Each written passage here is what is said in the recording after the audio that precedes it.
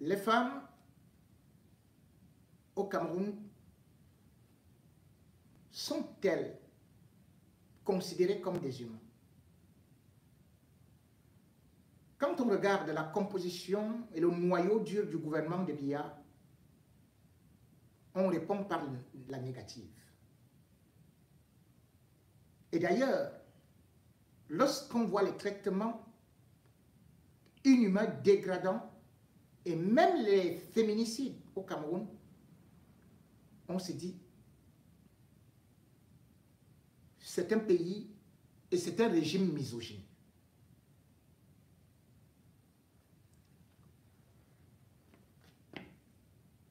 Le Cameroun fait partie des pays où on tue plus les femmes. Et le pire, c'est que la justice n'est pas rendue. On s'en fout. Ça passe comme une lettre à la poste. L'assassinat d'une femme.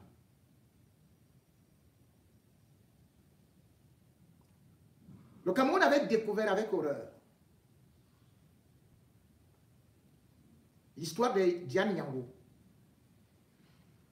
enseignante, sans histoire, battue à mort par son mari le 15 novembre 2023 et finalement décédée 3 jours plus tard. L'autopsie était claire. Les coups étaient d'une violence inouïe sur des organes vitaux. Bref, c'était un assassinat prémédité. Stupeur auprès de la société civile. L'homme fut arrêté et jeté en prison. Là-bas, bien évidemment, le temps pour lui de chercher de l'argent qu'on demandait pour sa libération. Et quoi de mieux pour faire le sale boulot? C'est encore une autre femme qu'on a utilisée comme juge, aux ordres. Parce qu'on leur dit, ce n'est pas la justice que tu manges, regarde ce que tu vas construire et ton avenir. C'est ainsi que ce grand assassin a été libéré. Libéré ou plutôt condamné avec sursis. Et, comme dommage à intérêt, 52 000 francs CFA. 52 000 francs CFA pour un assassinat. Le gars est sorti pour danser le Dombolo Bikutsi Makosa coupé décalé. Il a fait ses jeux de rang. Oh yeah! J'ai gagné. Comme un trophée de sang. Comment peut-on comprendre cela?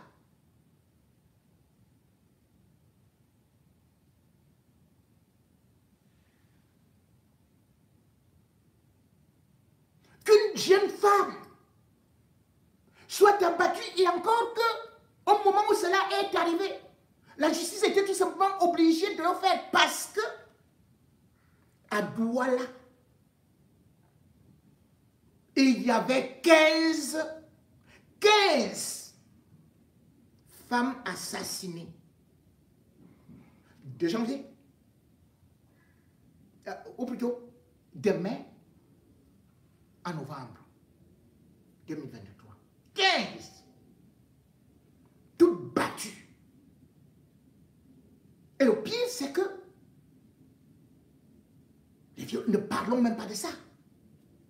C'est encore une catastrophe. Les statistiques de l'Organisation mondiale de la santé nous donnait déjà une alerte sur l'état du Cameroun en 2020. Selon l'OMS, on constatait que 40% de femmes, 40% au Cameroun, étaient victimes de violences conjugales. Victimes de violences conjugales.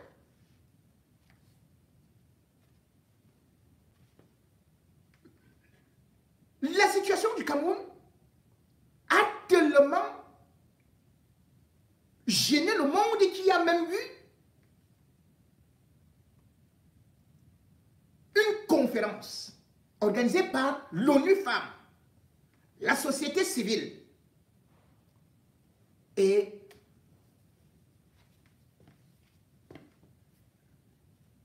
d'autres organisations pour la défense des femmes. Et qu'est-ce qu'on avait trouvé? Que la situation des femmes battues, assassinées au Cameroun, n'allait que crescendo et qu'il n'y avait pas. Il n'y avait pas, les autorités n'agissaient pas.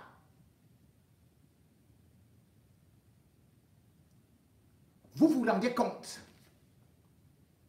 Selon l'Institut national des statistiques du Cameroun, entre 2019 et 2020, 130 femmes ont été assassinées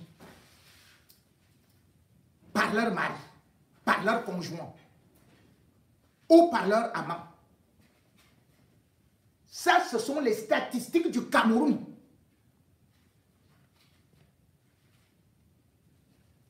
Autre statistique, toujours un an plus tard, on refait les mêmes statistiques. On trouve qu'entre 2021 et 2022, donc un an, 130 encore, 130 femmes ont été victimes de féminicide, donc d'assassinat. Ce qui est beaucoup plus grave, c'est que les statistiques vont encore beaucoup plus loin, où on dit que au Cameroun, 39% de femmes dès l'âge de 15 ans sont victimes de violences, soit matrimoniales, soit des hommes, soit d'amants et tout, sans compter les viols. Puisqu'au Cameroun, 22% de femmes sont mariées précocement, alors que la loi l'interdit. Et 12% mariés meurent étant dans le foyer. Voilà les statistiques d'un pays où Chantal Biya se balade avec un gros foulard, où les femmes viennent applaudir, ah maman Chantou, maman c'est tout. Où on a nommé une villageoise, Marie-Thérèse Ondoa, ministre de la femme et de la famille. Est-ce que vous la voyez intervenir? Pratiquement rien.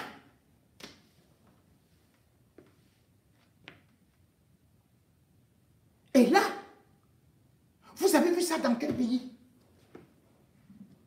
Que vous assassinez froidement votre femme, votre épouse. Elle a une famille. Et vous venez vous pavaner.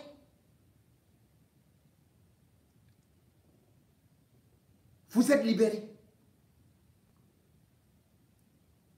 Je vais vous lire l'intervention de Maître Sikati par rapport à cette situation, à cette justice inhumaine, honteuse, J'apprends à l'instant que le mari assassin de l'enseignante Diane Yangou a été libéré par un tribunal de Douala. Hier, effectivement, le mari qui avait assassiné son épouse en date du 18 novembre 2023 a été condamné avec sursis. Ce qui en droit revient à dire qu'il va sortir de prison vu qu'il était en détention. Pourtant, les informations qu'il a reconnues, les informations qui me reviennent confirment qu'il a reconnu les faits, c'est-à-dire qu'il a avoué avoir tué son épouse à travers de multiples coups qu'il lui avait assénés, notamment sur les parties délicates du corps. D'ailleurs, le rapport d'autopsie que le tribunal avait dans son dossier relevait que Feu Diane Yangou est morte des suites de violences physiques compliquées, d'hémorragie interne abdominale.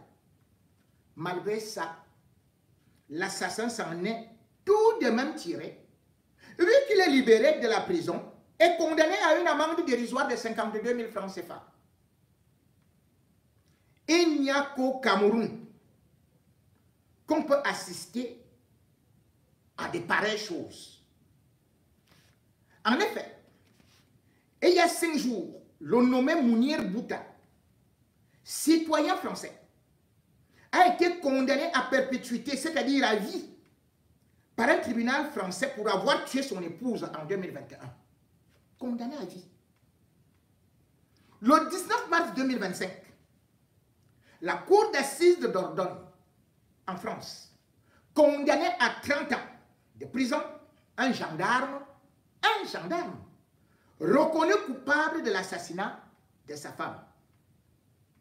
Même l'athlète sud-africain Oscar Pistorius, qui, disait-il, avait tué son épouse par erreur, après l'avoir, paraît-il, confondu à un voleur, avait été condamné à 13 ans de prison par la justice sud-africaine. Qu'est-ce qui peut donc expliquer la décision rendue dans l'affaire Diane Yangou?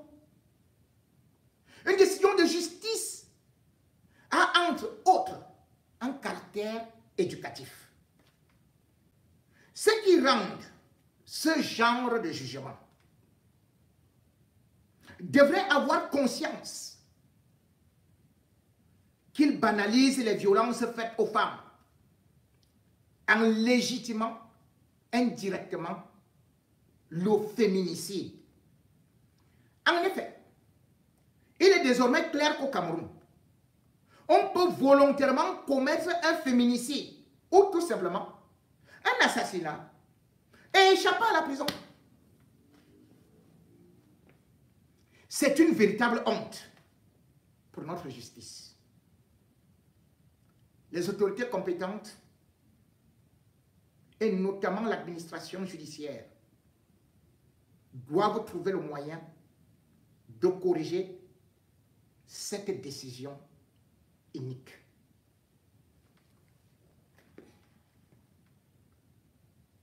Mesdames et messieurs, quand un pays n'a pas de justice indépendante, ou bien plutôt quand un pays n'a que des magistrats corrompus, vous voyez que ce pays peut encore exister? Vous voyez que ce pays mérite encore que quelqu'un aille là-bas? La justice, comme on a vu sur l'affaire Sarkozy, c'est que tu sois puissant ou n'importe qui, on rend justice parce que nul n'est au-dessus de la loi. Mais au Cameroun, la formule c'est: est-ce que tu sais à qui tu as affaire? Le Cameroun est donc malade de la tête jusqu'aux pieds. Et c'est pour cela que ce système qui, d'ailleurs, lorsqu'on va voir même la Cour constitutionnelle, pendant l'élection, Clément Atangana, lui, il connaît déjà les résultats. Au Cameroun, on communique Au juge ce qu'il doit dire. Et s'il y a de l'argent, même si tu as tué tout un village, tu vas sortir calmement. Regardez comment ils sont en train de vouloir faire avec Gobelingara.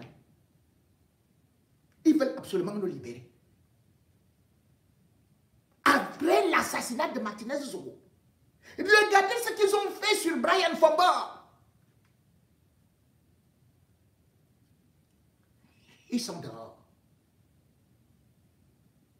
Mais moi, dans cette justice, et aussi l'appel des femmes, le cri des femmes, le cri de cœur de certaines qui, de bonne moralité, ayant de l'expérience et qui n'ont pas voulu être corrompus, qui encore représentent les valeurs de la justice et qui ont le courage de dénoncer ce régime et continuent à parler, à être aux côtés des faibles. Comme je le disais tantôt, Maître Alice Kom, cette brillante avocate qui a toujours su défendre les causes de ces femmes et qui aujourd'hui d'ailleurs, lorsque vous regardez le bilan qu'elle dresse de ce régime, ça devrait interpeller toutes les femmes. Femmes du Cameroun. Vous qui chantez Paul Biya toujours Shoga, c'est la chaleur qu'on met dans la marmite. Est-il même encore chaud? Quand vous soulevez les Kabbalah, c'est pour faire quoi? Ce n'est que pour Chantal Biya, non?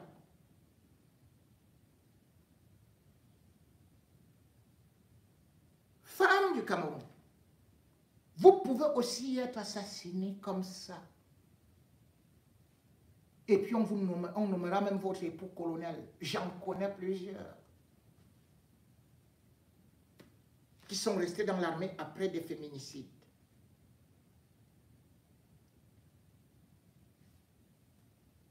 Dans tous les comportements, compartiments, ils ont échoué.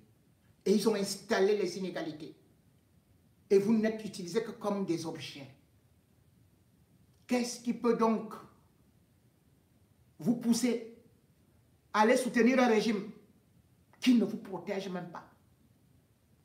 Un régime qui dans aucun secteur n'a réussi. Regardez. Autopsie du Cameroun qui se meurt. C'est Maître Alice Kom. Tu fais le passeport à 200 000, voire 300 000, tu subis et restes muet. Tu payes 600 000 francs pour le concours de la police, tu te dis, on va encore faire comment? Tu payes le concours du CUS à 5 millions de francs, tu te dis, en tout cas, j'ai les moyens, je paye et c'est tout. Tu fais le concours de l'ENAM, tu échoues. Et un mort sort major, tu laisses passer. Et tu élimines ta douleur dans ton coin. Tu échoues au concours de l'ENAM. Alors qu'un Camerounais comme toi est admis dans 2 filières différentes pour des concours ayant eu lieu le même jour, tu ne te poses aucune question. Pour pouvoir récupérer ton diplôme, tu te rends au ministère,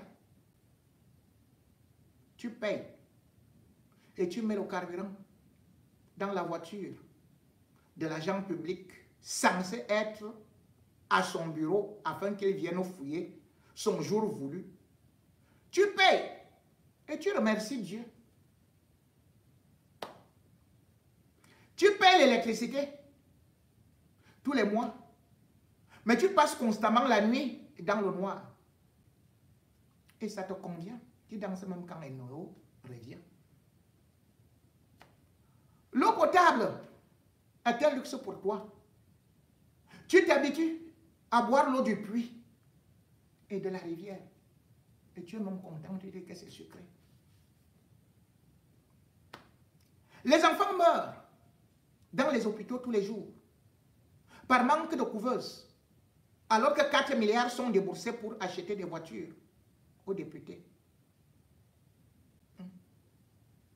Tu dis, est-ce que tous les mains, tous les deux doigts de la main ne sont pas égaux? Bon, continue. Ton frère sort manifester, les mains vides. On tire sur lui et le jette en prison. Ça ne t'indigne pas. Ah, tu dis, moi quoi? Des milliards de la canne sont détournés. Tu restes bouche bée. Ne parle pas les choses que moi je ne connais pas. Est-ce que j'ai déjà vu 1 milliard? La corruption, tu n'en peux plus. Pour une distance de 75 km, tu te tapes 2 jours en voiture pour rejoindre ton village. Mais tu dis, hey, yeah, Seigneur, je suis quand même arrivé. Oh, yeah. On tue et brûle les enfants. Et les femmes enceintes en Garbou, tu ne dis rien. Est-ce que moi je connais même là où se trouve Garbou? Moi, mes enfants sont ici à la maison. Les enfants ne sortaient jamais comme vous voyez là. Si vous voyez qu'on manifeste quelque part. On tire sur une mère et son enfant à bout portant. Tu ne fais rien.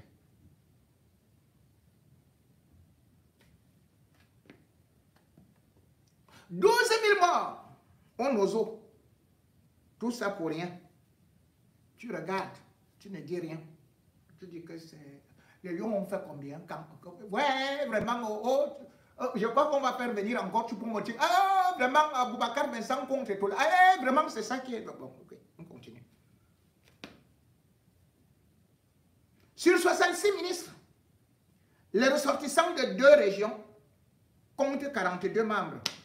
Tu dis, c'est Dieu qui les a choisis, tout pouvoir vient de Dieu. Sur 10 gouverneurs, les autochtones de 2 régions se taillent la part du lion. De toutes les façons, nous on est même dans le désert, c'est une faveur si on nous a aussi donné quelques places. Sur 56 préfets, les natifs de 3 régions emportent 36. Est-ce que d'abord, même moi j'ai eu l'argent pour que mes enfants partent à l'ENAM? Bon. Sur 360 arrondissements, les ressortissants de 3 régions occupent 267. Le Cameroun est l'unique pays au monde où lorsqu'un citoyen ne tient pas le même langage que le tam-tam d'un baladeur, ce sont les abeilles et les serpents affamés qui sont systématiquement lancés à ses trousses, etc. etc. Aujourd'hui, on veut t'imposer un président qui va te faire continuer à souffrir pendant 50 ans. Mon frère, ma soeur, Naya, si tu n'as pas pitié de toi-même, aie au moins pitié de ton fils, de ta fille. Alors lève-toi et dis non au gré à gré. Ce n'est pas une question de tribu ou de clan ou d'ethnie. Le Cameroun souffre. Le Béti souffre. Le Sawa souffre. Le Bamileke souffre. Même Vomeka souffre. Sois donc prêt, mon frère. Sois prêt, ma soeur. Car si tu restes encore sans te battre, c'est reparti pour 50 ans de plus. Refuse donc de revivre ça et redeviens fier d'être Camerounais.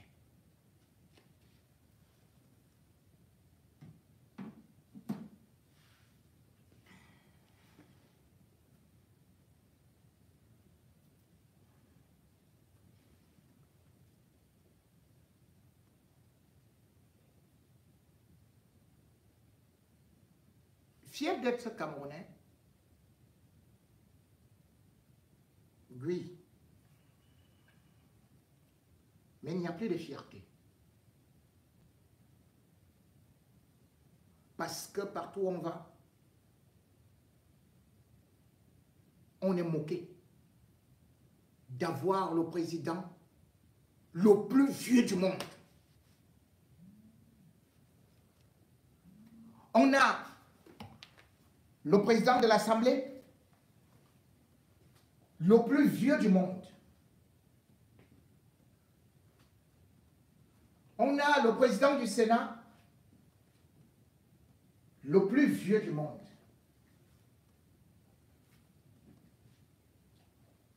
Alors, qu'est-ce qu'il faut faire?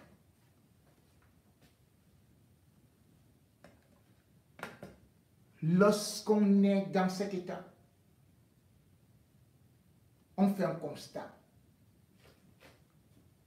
Lorsqu'on est dans cet état, on voit que le pays est en putréfaction. Biya, Kavaye Yege Djibril, n'y a-t-il pas quelqu'un pour sauver le Cameroun? N'y a-t-il pas quelqu'un pour s'élever et pour dire ça suffit?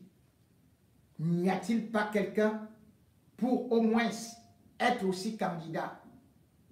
Oui, aujourd'hui, ce Cameroun-là est dans un piteux état. Et dans ce piteux état, bien évidemment, beaucoup aujourd'hui, quand on regarde ce qui se passe, on se dit c'est un pays où vraiment nous sommes dirigés par des cadavres ambulants. À parler de Paul Biya, il faut le laisser là où il est. Je voudrais parler des proches collaborateurs du président. Je voudrais vous nommer individuellement, parce que moi je voudrais que vous répondiez déjà à une question. Qui s'est permis de renouveler le mandat de Nia Difendi et de Kavaye Djibril? Qui a osé faire une chose pareille?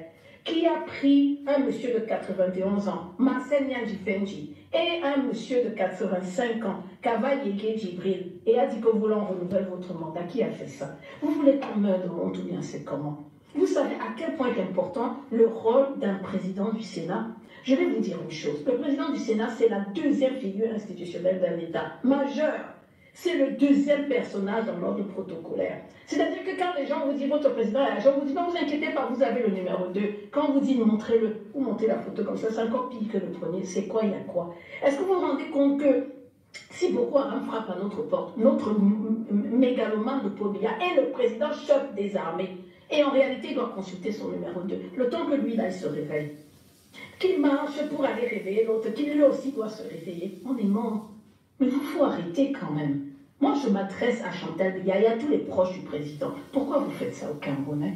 Quel type d'humiliation vous voulez que nous ayons à l'international? Vous voulez qu'on mange le crapaud? On n'en peut plus. Ne dites pas demain que quand ces enfants se seront fâchés, parce que moi, je serai la première. Je ne vais pas demander aux gens de descendre dans les rues sans être devant. Je serai devant. C'est nous, c'est moi que vous allez buter en premier. Moi, avec mes frères. Ne dites pas que quand on est descendu dans la rue, c'est les opposants qui nous ont envoyés. C'est fatigant, c'est humiliant, on est fatigué. Je vais continuer. Ce monsieur-là, votre monsieur Marcel Nia Difendi, lui-là, il est supposé, plus âgé que le président Paul Biya, gérer le budget du Sénat. Calculait en main, mes frères camerounais, le budget du Sénat, c'était 167 milliards de francs CFA que cette institution a coûté aux contribuables camerounais. Que vous forcez à payer les impôts, maintenant, de gré ou de force. Vraiment, vous savez, je vais vous parler du plan B, mes frères. Mais avant, les proches du gouvernement, là, Ferdinand Gongo, M. Elun Poche et M. Mohamedou Moustapha, vous êtes ses adjoints. Que faites-vous? Que dites-vous? Allez réveiller Popo, dites que pardon, c'est gâté dehors, l'heure a sonné de partir. Samuel Gondoayolo, toi alors c'est le cousin. Et M. Oswald Baroque, ministre plénipotentiaire. Voilà les noms des mégalomanes. Lui là, pardon. Allez dire à votre président, avec tout le respect qu'on vous doit, moi je viens avec humilité, je viens vous supplier, au nom des Camerounais que j'aime, il n'est pas trop tard. Allez dire que c'est gâté, que l'heure a sonné, que 40 ans c'est beaucoup, chaque chose a un début et une fin, nom de Dieu. Mes frères, Monsieur Philémon Yan, lui alors, grande chancellerie des ordres nationaux, le grand chancelier, allez parler. Levez vos noms du peuple camerounais. Je vous dis, c'est à vous que je m'adresse. C'est vous les proches collaborateurs. Et enfin, notre sacré saint ministre de la Défense, d'accord, sous l'autorité de Monsieur Joseph Betty Assomo, Aïa. Vous ne pensez pas que c'est trop? Vous avez 2 adjoints, vous aussi. Monsieur Galax Yves Landry Toga et Monsieur Kumba Issa, vraiment, l'autre là, on n'entend même pas parler de lui. Vous faites quoi? Vous faites quoi? Qu'est-ce que vous faites aux Camerounais? Le peuple camerounais est plus fort que jamais. L'année 2025, là, c'est pas comme avant. Nous sommes unis, nous sommes déterminés, nous ne reculerons plus. Je veux vous dire un truc, la justice du peuple est cruelle. Le temps que la justice du peuple agisse, que nous venions, ce sera trop tard. Le temps que nous, les avocats, ce sera trop tard. Prenez exemple sur ce qui s'est passé dans les pays. Ne laissez pas ces choses, ne laissez pas les enfants des sommes dans les rues mourir.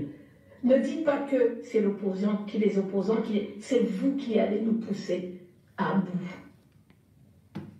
La libération ne sera pas de vaincre les opposants, mais de lâcher prise, abandonner, capituler, abandonner le contrôle du Cameroun aux plus jeunes. Ce n'est pas une faiblesse, c'est une sagesse. Ce n'est pas une faiblesse, c'est une sagesse. Je vais profiter, nous avons besoin de leaders panafricanistes. Je vais profiter pour passer un message à ce Léon Teller Onana, ce brave RDPCiste qui a eu le courage d'aller saisir un juge pour dire que les vieux du RDPC, on est fatigués, nous les jeunes aussi, on veut parler. Mais mon frère, c'est trop tard. On n'a pas envie de vous voir réorganiser le RDPC pour nous sortir des jeunes qui vont venir parler de renouveau. L'heure du renouveau est passée. Si vous avez un problème, si vous êtes courageux, allez créer votre propre parti. C'est un parti maudit, le RDPC. Vous dites aux 4 coins du Cameroun, il est maudit. Et avec l'argent, vous n'allez pas le faire passer cette fois-ci. Monsieur Léon Teller Onana, j'apprécie votre courage. Je vous ai trouvé tête tempérée, même si vous m'avez perdu. J'ai perdu 40 minutes à vous écouter au micro du journaliste Jean-Bruno Tani. Vraiment, quand vous avez dit que vous donniez à Paul Biya la moyenne, je me suis dit, voilà les RDPCistes. Vraiment, vous lui donnez la moyenne, il a fait quoi en 40 ans? Si c'est si à lui vous lui donnez la moyenne, qu'est-ce que vous allez faire en 40 ans? Si à lui vous lui donnez la moyenne, vous allez faire quoi vous en 40 ans? Pardon. Moi, j'ai la liste des hommes forts. Si vous êtes un Japonais, vous vivez à Hong Kong, vous voulez venir placer vos 6 milliards au Cameroun, vous checkez sur Internet, vous trouvez que le président de la République du Cameroun est là depuis 42 ans, depuis 43 ans. Il a 92 ans. Et son successeur constitutionnel est pratiquement dans les mêmes fourchettes d'âge. Ça veut dire que ce sont des gens, c'est un pays qui ne présente pas des garanties d'une transition politique pacifique. Voilà. Lorsque dans un pays, vous constatez que l'unité de vol de détournement se situe autour du milliard ou des centaines de millions, dans ce type de pays, vous allez interroger l'état de droit, vous allez interroger les mœurs des dirigeants de ce pays, vous allez interroger le climat des affaires, comment des individus peuvent accumuler autant d'argent, vous allez interroger la justice de ce pays. Lorsque dans un pays, on vous fait savoir que il y a des investisseurs, des hommes d'affaires écrans, des hommes d'affaires non, qui prospèrent avec des fonds offshore, les fonds de la ligne 94-65, et ce n'est pas 1 milliard, pas 2 milliards, on parle pratiquement de 5 000 milliards en 10 ans. 5 000 milliards. Vous posez la question de savoir si dans ce pays-là on fait effectivement des affaires, on fait plutôt la manière ou on fait autre chose. Voilà le nœud de la question. Bon, dis-nous, tu as vu Cavaillé? Bon, dis-nous. Nous, on veut voter Cavaillé. Non, nous, on veut... Je vous présente le meilleur président du Sénat du monde de l'univers. Regardez. Bon, voilà notre meilleur président. Oh, voilà.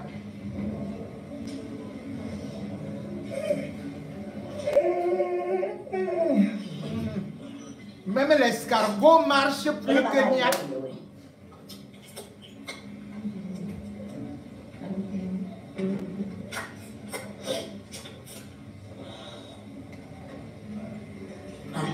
Ils sont déjà eux. On attend. Qui va lentement pas sur le nom de bébé? Je ne sais pas pourquoi vous êtes pressé. Je suis en train de lire vos commentaires. Il est lent comme le développement du Cameroun. Le développement du Cameroun prend son temps. Qui va lentement pas sûrement? Vous êtes pressé, vous partez où? Vous avez déjà fini de boire toutes les bières de Brasilie. Vous avez déjà fini de parier sur le football dans les entreprises de paris sportifs. Vous avez déjà fini d'organiser les parties dans les appartements de TDA ou les Rédois. Vous avez déjà fini. Vous avez déjà fini de humer les odeurs des poubelles qui inondent les ruelles des Yahoo et les Rédois. Vous êtes pressé, vous partez où? Vous partez où? Attendez l'arrivée, c'est quand même. Non, attendez, c'est quand même. Voilà notre président. C'est celui qui va remplacer Paul Biya. Hein? Hey! Rébé, marche aussi vite, non? Grita aussi, marche aussi vite, non? Ça ne tombe pas comme ça. Il va arriver. Donc, calmez-vous. Les Camerounais, vous n'êtes pas patients. On vous demande d'attendre 2035. Vous n'êtes pas patients. Attendez. Ça va venir, attendez. Ça va venir. On vous a promis, non? Si ça ne vient pas en 2035, c'est peut-être en 2040. Si en 2040, ce n'est pas encore venu, c'est peut-être en 2050. Si ça ne vient pas en 2050, même dans 100 ans, ça va arriver. L'essentiel, c'est que ça vienne. Voilà. Monsieur le Président est arrivé, c'est ça. Je vous dis, regardez, vous-même, vous avez consumé l'élégance, la prestance, même la démarche sénatoriale. C'est-à-dire que même aux États-Unis, il n'y a pas de président du Sénat qui a déjà eu dans ce pays qui a le charisme du VPC. C'est le meilleur président du Sénat du monde et de l'univers. Je vous dis que depuis l'existence du poste de sénatorier, il n'y a pas encore eu un président du Sénat aussi charismatique que le nôtre.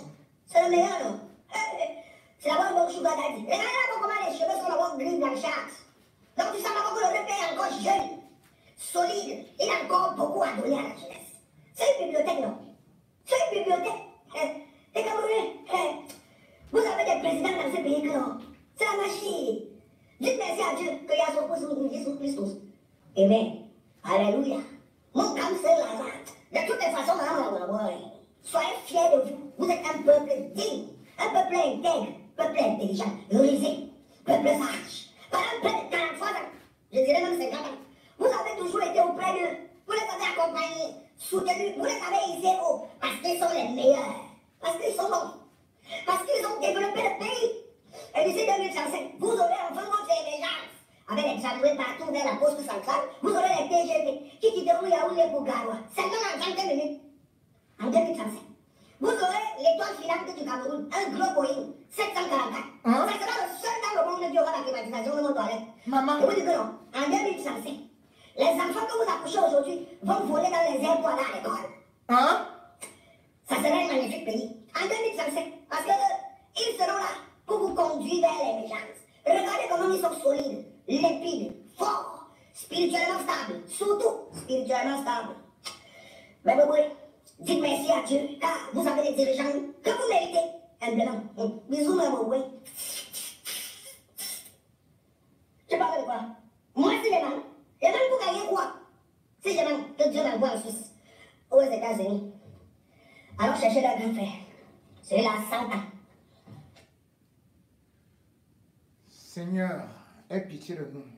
De toutes les façons, tel que ça se fait, ça fait rigoler, mais surtout ça fait aussi pitié. Mais cependant, est-ce que si les Camerounais aujourd'hui sont dans cet état, ce n'est pas parce que eux-mêmes sont aussi restés patients ou alors sont tout simplement restés inconscients. Je le disais tantôt, dans beaucoup de pays, les opposants savent bien évidemment coaliser. Mais depuis un certain temps, il n'y a que l'opposition dans l'opposition. Et cette opposition, aujourd'hui, ne pourra donc plus faire des affaires. Parce qu'avant, il pouvait dribbler le peuple camerounais. Mais maintenant, on fait le bilan. il faut aussi le bilan de ceux qui sont dans l'opposition. Qu'avez-vous fait du vote de ceux qui vous ont choisi? Aujourd'hui, quand vous voyez les sorties des femmes, quand vous voyez comment elles sont percutantes, c'est pour vous interpeller, vous messieurs de l'opposition. Vous avez trop fait la prostitution, mangé sur tous les râteliers, et chacun d'entre vous vient et lui essuie la bouche et dit que non, moi je suis le seul vrai opposant. Et aucun ne veut faire des sacrifices pour l'autre. On ne peut pas avoir des dirigeants qui sont incapables de faire le sacrifice. C'est-à-dire de laisser même ou de se mettre derrière les autres. Mais qui veulent seulement, non seulement être devant pour négocier la plus grosse somme d'argent, mais surtout, par la suite, décevoir le peuple et entrer dans le gouvernement. On a entendu Cabral Libby dire justement que il est prêt cette fois-ci à faire la coalition. Une coalition, oui, mais dans quelles conditions? Et il a donné plusieurs conditions, mais sauf que par la suite, il dit, il ne peut pas faire la coalition avec ceux qui ont déjà travaillé avec le gouvernement. Ce n'est pas la première sortie qu'il le fait. On ouvre une porte et on dit ceux qui ont déjà travaillé avec le gouvernement parce qu'ils vont toujours trahir. Sauf que c'est tel est le cas, bien évidemment, dans l'histoire du monde, on a souvent vu des présidents sortir même de la majorité présidentielle ou devenir opposants.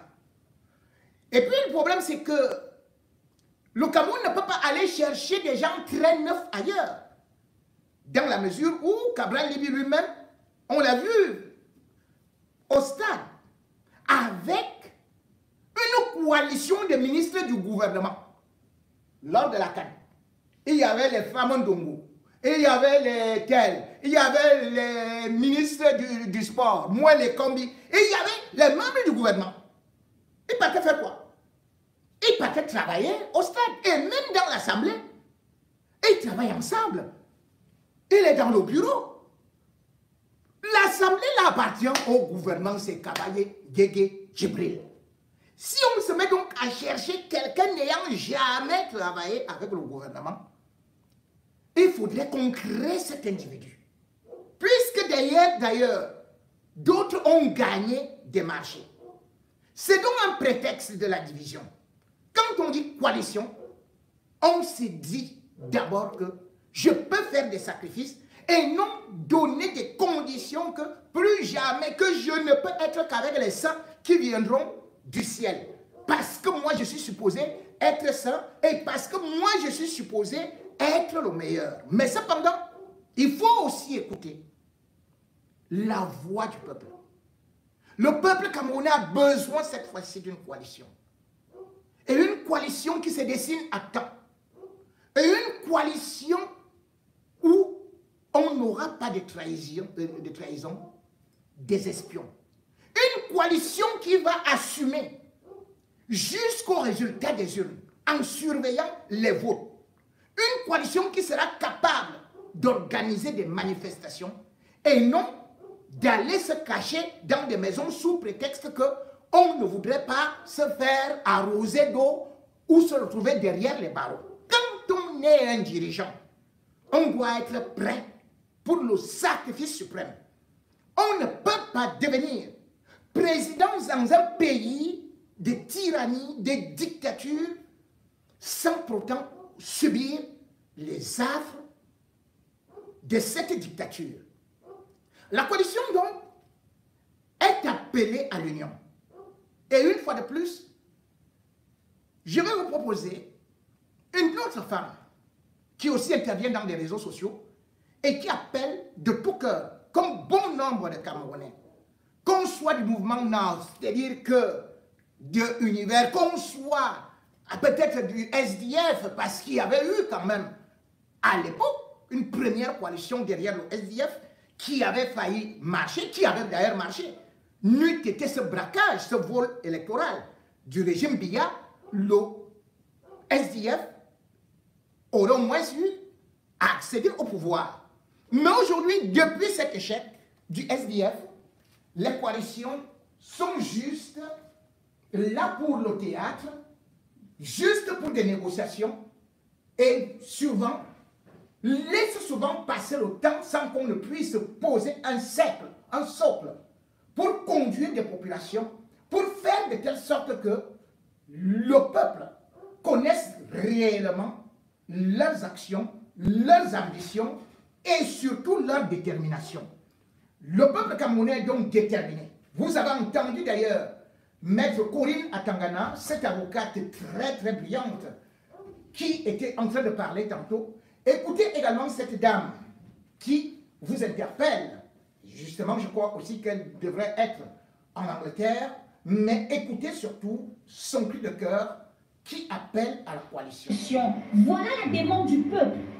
Parce que le peuple elle-même est fatigué d'aller voter chaque 7 ans et ils ont les mêmes résultats.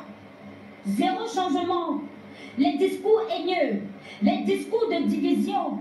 Il n'y a pas de politique pour accompagner les plus faibles. Il n'y a pas de politique pour accompagner le genre féminin. On ne respecte plus les quotas de la femme et de la jeunesse. Nous n'avons pas des hôpitaux. Nous n'avons pas des écoles. Nous n'avons pas de politique pour accompagner les PME. Les PME, c'est plus les jeunes. Les petites et moyennes entreprises, ce sont les jeunes. Il n'y a pas d'accompagnement. Et même s'il y a cet accompagnement, c'est dans une mafia grave où les plus faibles ne sont pas attribués. Le Camerounais est fatigué. La jeunesse a pris la route du désert et ils sont en train de mourir. La mer est remplie du sang des Camerounais. Nous souffrons en Occident. Les filles d'aujourd'hui sont entrées dans les patous. La dépravation des mœurs s'est multipliée jour pour jour. Où la jeunesse s'est lancée dans les portefeuilles magiques. Où la jeunesse s'est lancée dans la politique du canapé. Dubaï Poti Pocha. Tout cela, c'est à cause de qui? Des mauvais dirigeants. Ça, je vous le dis, cher peuple camerounais. Le Cameroun a les lois les plus flexibles, les meilleures lois. Nous avons des politiques meilleures. Mais qu'est-ce qui fait en sorte que les Camerounais continuent de souffrir? C'est les mauvais dirigeants. Ceux qui doivent incarner les institutions que nous avons, les lois que nous avons, les politiques que nous votons. Ce sont des mauvais dirigeants. Et ils doivent partir. Ils doivent nous foutre le camp. Parce que nous ne pouvons plus. Je suis marginalisée, moi. Je suis marginalisée parce que je suis anglophone. Parce que je suis une femme. Je suis marginalisée. Je suis maltraitée parce que je suis une femme. Parce que je suis anglophone, la minorité. Je ne veux plus cela. Je veux le changement. Et je vais aller voter. Je vais suivre mon vote. Oui. Je vais aller voter, je vais suivre mon vote. Je ne veux plus voir un Elimilobe qui parle n'importe comment. Je ne veux plus voir les enfants qui partent casser la tombe d'un martyr. Je ne veux plus voir les enfants qui dansent sans caleçon dans les réseaux sociaux. Je ne veux plus voir les jeunes mourir dans la mer sur les terres du désert. Je ne veux plus voir les mamans qui souffrent, les veuves qui n'ont rien. Il n'y a pas de politique économique pour les accompagner. Nous sommes fatigués et nous disons non au tribalisme. Nous disons non au bicéphalisme. Nous disons non au favoritisme. Nous disons non à tous les fléaux que ce gouvernement nous fait subir. La manipulation ne va plus marcher. Le tribalisme n'a plus de route. La division ne va pas, ne vivra pas pour longtemps. Le Camerounais lambda a demandé une coalition. Nous, les politiciens, nous avons décidé, au-delà de nos appartenances politiques, au-delà de nos visions personnelles, nous avons décidé de compromettre Quand je parle de compromettre, c'est de perdre quelque chose sur cette table de la coalition. Nous allons nous réunir pour une seule cause. Le peuple d'abord. La patrie. Nous devons retourner au peuple ce qu'il leur revient de droit. Et cela peut être une réalité juste à travers une coalition. Nous sommes plus de 300 partis politiques au Cameroun, de l'opposition. Ouais. Nous avons décidé de répondre au cri de la détresse du peuple camerounais. De cette maman qui vend la tomate dans les marchés Mokolo à Yaoundé. Pour ce jeune garçon qui a une licence, mais il est sur les motos, entre les camions. Nous allons nous sacrifier, nous compromettre. Pour cette jeune fille que après son bac, elle n'a plus de vision. Elle ne sait ni où ni aller. Parce que les universités publiques sont devenues des poubelles. Où nous avons la montée en os de la sodomie. Où les jeunes garçons sont devenus des gays, des pédés. Parce qu'ils veulent accéder. Nous refusons cela. Et nous, les hommes politiques avec grand H, nous avons décidé de répondre au cri de la détresse de toutes ces dépravations que notre peuple camerounais, que le peuple camerounais subisse. Tous ensemble, tous ensemble, nous avons écouté ce message. Et surtout, ce message est important, à savoir qu'on doit perdre quelque chose. Ce serait déjà une prise de conscience. Tout comme je ne manquerai pas, derrière des reproches qu'on peut faire à certains, de féliciter aussi Cabral Limbi pour une autre action, c'est-à-dire son intervention à la télé, où il a demandé à ses partisans de cesser des invectives envers les adversaires, les concurrents ou d'éventuels partenaires. C'est un cri qui devrait être dit par tous les autres, à savoir qu'il faudrait que certains militants et sympathisants des partis politiques ne soient pas là pour uniquement fustiger les autres, pour seulement demander que c'est leur candidat qui doit être candidat à choisir à l'élection présidentielle. C'est vrai que le peuple aujourd'hui voit, de par ce qu'on peut appeler la température sociale, qui peut être actuellement potable et meilleur candidat. C'est vrai que l'élection de 2018 avait déjà offert un certain miroir, un certain aperçu de la crédibilité, de la popularité des opposants. Mais cependant, beaucoup de choses aussi ont eu à changer. 2025 devrait faire que les gens, les opposants, aillent s'asseoir sur la table avec humilité et surtout avec le sens du sacrifice que c'est pour le peuple. Bien évidemment, on a pu voir Nietzsche qui s'était vite lancé pour soutenir la candidature de Maurice Kamto. Et d'ailleurs, en 2018, Akeremouna, qui était aussi candidat et qui avait dépensé son argent, avait aussi décidé d'aller soutenir Maurice Kamto. Des gestes de cette envergure devraient aussi se multiplier, devraient surtout permettre aux partis de coaliser, mais cependant de s'entendre avant d'aller à l'élection. C'est-à-dire, on écrit tout et on dit en cas de victoire, voilà ce qui va se faire. Coalition ne veut pas dire coalition sans condition. Quand on fait coalition, il faut aussi des propositions à ceux qui viennent vous soutenir. C'est comme ça que ça se fait, les coalitions. Coalition ne va pas dire, viens, tu me donnes tout et toi tu n'as rien. Moi je gagne tout et puis toi tu restes comme ça, même si tu as perdu de l'argent. Non.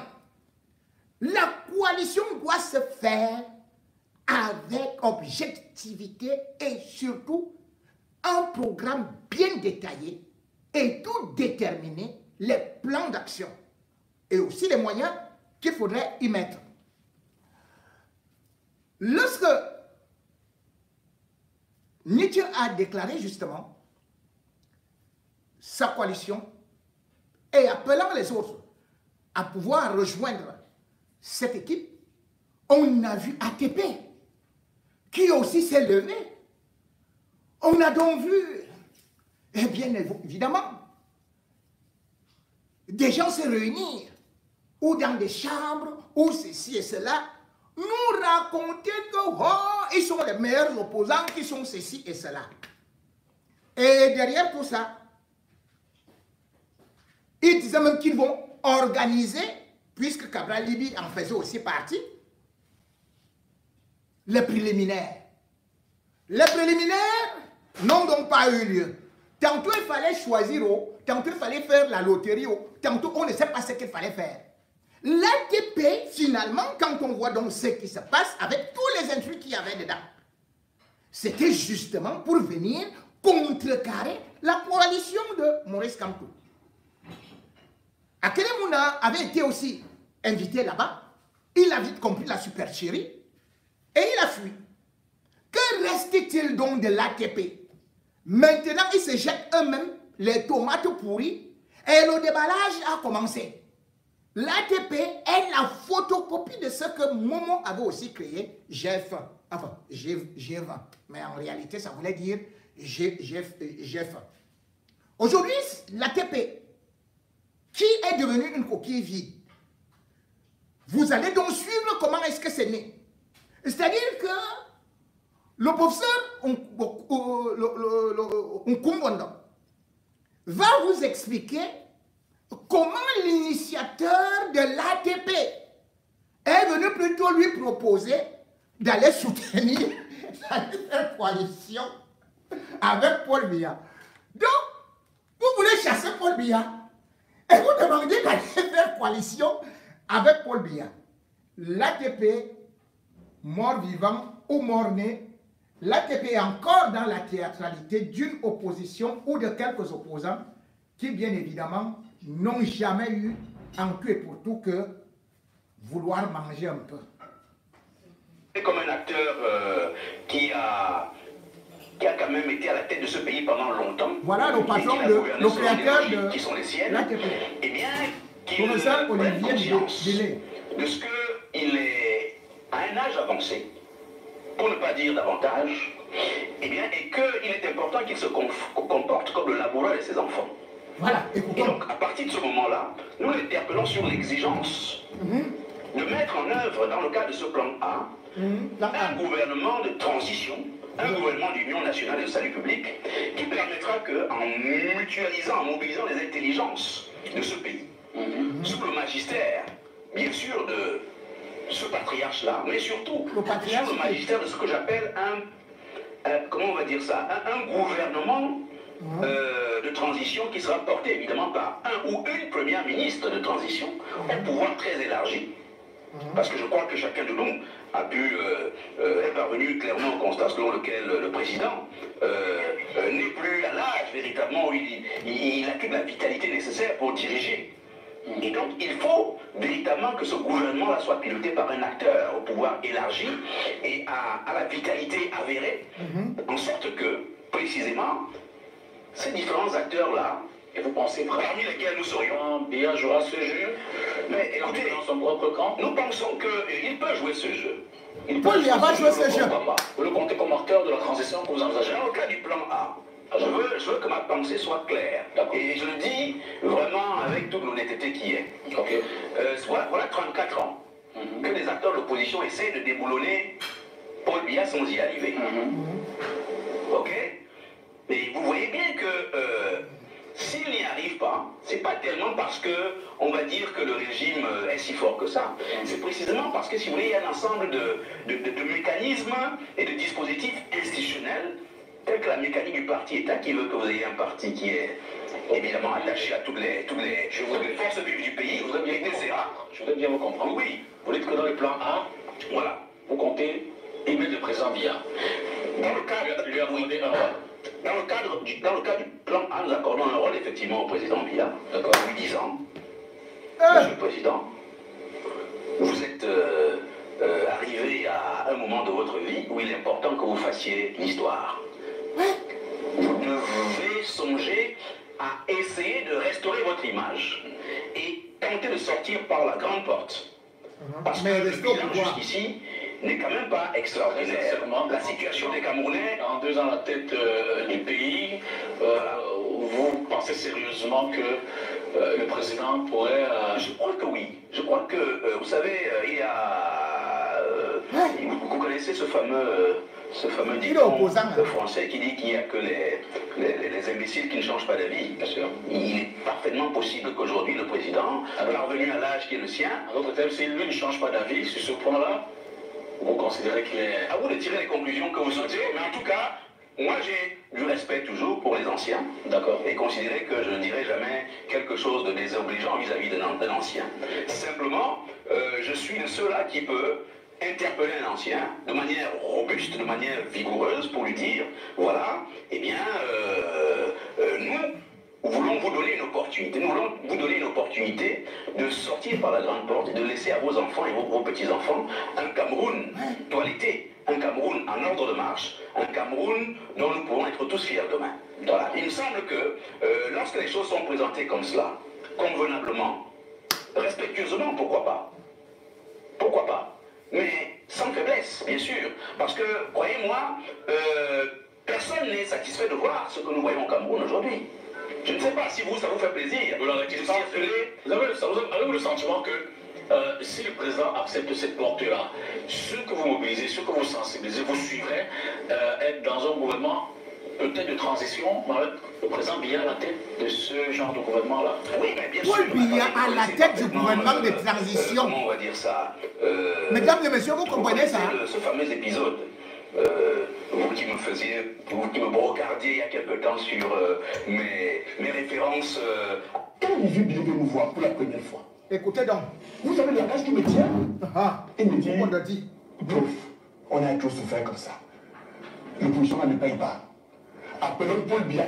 Je ne dis pas le secrétaire, il a dit partout, appelons Paul Biya, qui vient nous sauver. Beaucoup sont partis, il ne reste plus que ceux-là qui sont là pour leur part. Pourquoi vous désolidarisez de l'ATP alors que vous tenez pratiquement le même discours? Je vais être clair. Oui. C'est parce que nous avons compris que à l'ATP, c'est une affaire de duperie. Pourtant, le discours le discours numéro fond.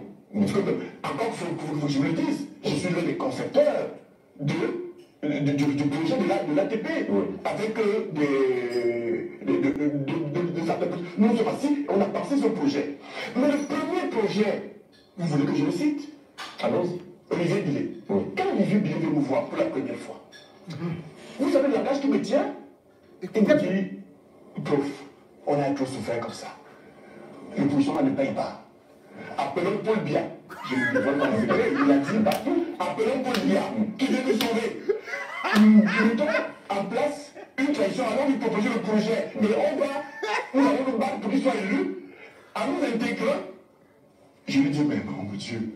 Mais moi, logiquement, alors si le projet est accepté par Paul Biya, c'est le l'opposition, c'est pas pour que Paul Biya soit élu. Il peut devoir Olivier Billet et les conducteurs de la porte tous les acteurs avec le même discours. Ouais, non, c'est bon. C'est bon, il faut qu'elle m'élève. Véritablement pas. Ça, je vous en parle, vous le savez très bien. Il devient donc avec le plan B, qui est celui de la transition, sans Paul Biya. Je dis, dans ce cas, nous pouvons y aller. Mais il se passe que je découvre que Olivier Billet, Célestin Djamel, ils ont les accordés avec le ministre Momo, qui les attire en leur disant, vous savez des histoires de M. Momo. La commission ne paye pas. Il faut aller à la mangeoire. On n'engueule pas celui qui partage la viande à la réunion. Et vous voulez que je marche avec des gens comme ça, d'où la rupture entre Mouna et l'ATP, d'où la rupture entre le parti univers et l'ATP. Lorsque j'ai senti que j'allais piéger dans cette histoire, j'ai rencontré Mouna. Je lui ai dit, grand frère, puisque nous parlons comme ça entre nous, grand frère, tu as vu ça avant. Dans son expérience, Mouna, c'est quelqu'un de très vieux. Il a vu ça avant moi. Maître, à quel moment que j'ai aussi vu. Alors, il y a certains militaires qui sont restés à la TP n'ont pas vu ce que vous avez vu. Et ils disent, mais Djekan Tchamini est parti. Il est penseur du projet de transition. Djekan Tchamini est parti. Aguerre Mouna est parti. Moukouvando avec le parti l'hiver, nous sommes partis. Beaucoup sont partis. Il ne reste plus que ceux-là qui sont là pour leur part. C'est le seul diamant à part. Non, non. Vous êtes curieusement revenu très proche, très lié, et que là-bas également il s'agirait d'une affaire d'argent. Une affaire d'argent. Alors, j'ai entendu Olivier Billet dire ça. Il dit que, ouais, écoutez, nous sommes allés chercher l'argent. On était ensemble, non? Olivier Billet et moi, nous avons pris le même avion. Dans le même avion, nous sommes arrivés à Johannesburg. Vous êtes allé chercher à Johannesburg. À Johannesburg, vous êtes allé chercher à Johannesburg. Je vais vous dire tout simplement. Dites-nous. À Johannesburg, non, à Pretoria. Parce qu'on avait d'abord à Johannesburg avant d'arriver à Pretoria. Pretoria, c'est à 50 km de Johannesburg. Nous avons besoin d'un cadre de réflexion. Vous savez très bien ici que il est difficile de mener des activités politiques. J'en veux pour preuve. Un député de la nation, Kabalibi, qui est pourchassé comme un rat dans son village à Ezeka. Parce qu'un député veut parler. Nous nous sommes donc dit, pour travailler dans la sérénité, pour mettre en place justement le projet, pour un Cameroun meilleur, il nous fallait aller à un endroit serein, où nous ne serons pas appelés pendant que nous discutions à guetter chaque fois la fenêtre si les abeilles de M. Atanadi arrivent. On a besoin de laisser parler. C'est pour cela que, puisqu'ailleurs, quand même, on peut discuter tranquillement. Vous êtes allé à l'Afrique du Sud pour un peu plus d'une semaine pour parler. J'ai entendu parler à l'origine. J'ai entendu parler à Jean. J'ai entendu mes contempleurs, notamment les deux que j'ai cités tout à l'heure, exception Miss Moumou, raconter partout que Mouna m'a donné de l'argent et on a renchéri en disant que mon parti l'hiver était un parti Yango. Mais je vous prends un témoin. Lorsque le parti univers endorse la candidature de Kabalibi en 2018, Kabalibi a l'argent. Je vais chez quelqu'un qui n'a rien. Je vais vous dire à cette époque-là, Kabalibi est mon étudiant. Parfois, c'est moi qui prends l'argent dans ma poche pour lui dire, va acheter les feuilles à côté là. C'est moi qui lui paye le taxi. Si je veux chercher l'argent dans ce pays, je vais dire qui? À quel moment l'argent?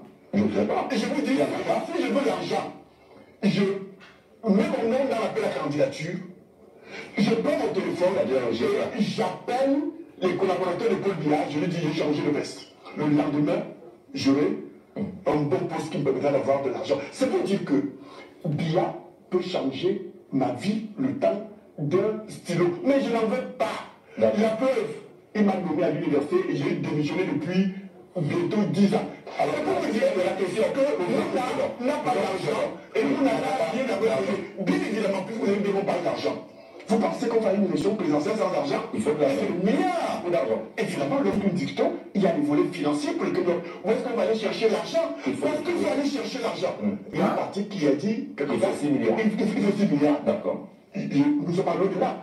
C'est pas que nous avons besoin d'argent. Dans tous les pays du monde, pour aller à une élection présidentielle, il y a de l'argent.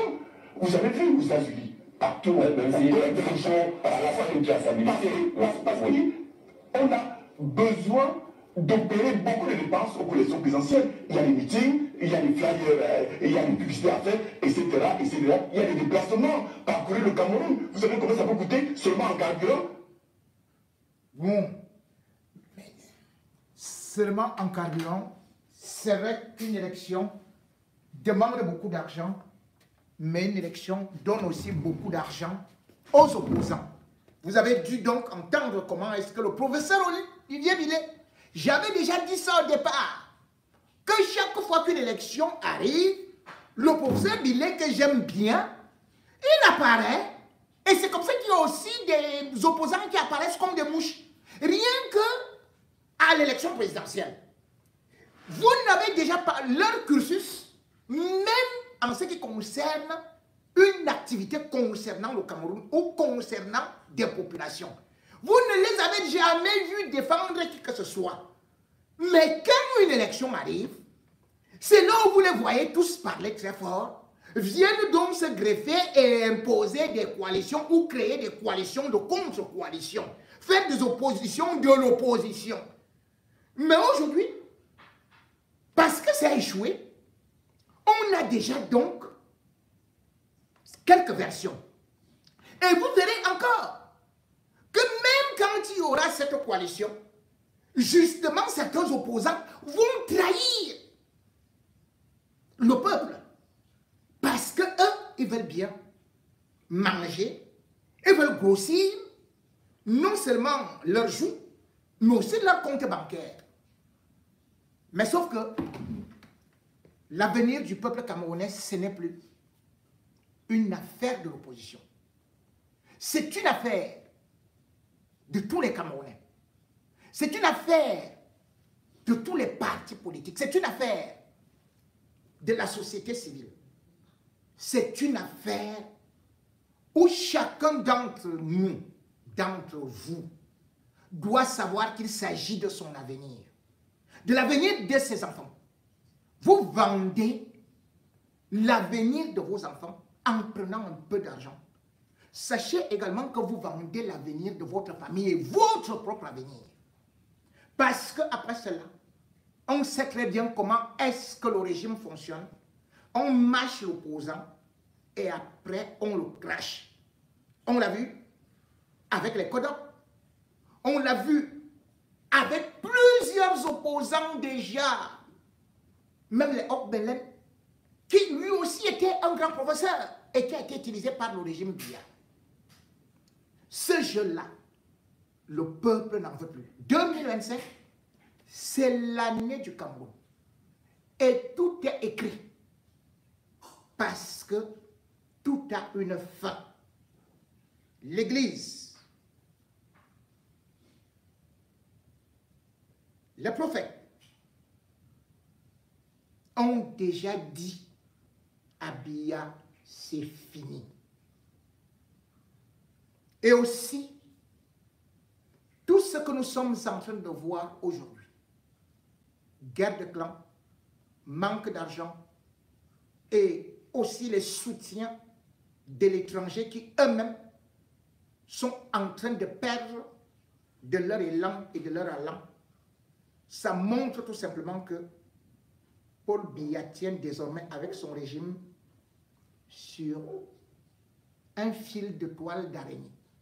Il suffit juste que le peuple bouscule, que le peuple s'unisse et surveille son élection. Il suffit juste que le peuple mette la pression et il y aura, quoi qu'on vous dise, quoi qu'on fasse, et il y aura la fin de ces régimes, comme la fin des pharaons, comme la fin de Mobutu, comme la fin de Bourguiba, comme la fin de Blaise Compaoré.